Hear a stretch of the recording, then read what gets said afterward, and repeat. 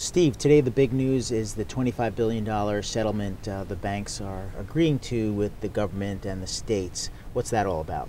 Well, it's a state and federal settlement. It's all goes into the foreclosure issue where banks were improperly executing foreclosures, whether it was the robo-signing scandal in which employees and workers were signing documents attesting to the fact that certain conditions were met when they didn't actually know whether those conditions had been met.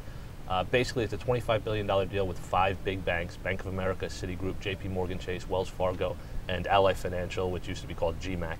The deal basically makes these banks pay back homeowners who were improperly foreclosed on to a certain degree.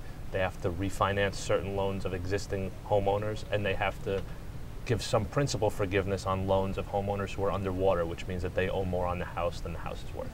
So what about for the banks? Is this a huge hit to them? It's a big number, $25 billion. What does it mean for the banks? Well, the $25 billion is a big headline number. It's a big number for the politicians. It's a big number for the regulators to throw out there.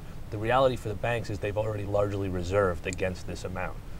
Wells Fargo has already come out and said that the $5.3 billion that accounts for their portion of this settlement, they've already accounted for. It's not something that will be a hit to their future earnings, except in perhaps some small incremental ways.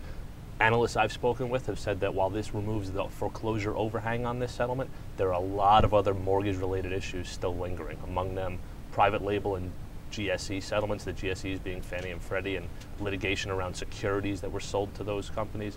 There's also the matter of litigation on residential mortgage-backed securities that could come from the likes of the SEC. And then there are matters like the recent MERS settlement, in which an online mortgage registry has been called into question by the New York State Attorney General and resulted in a lawsuit last week. So what you're saying, Steve, is that this is good news for the banks, but they're not quite out of the woods yet.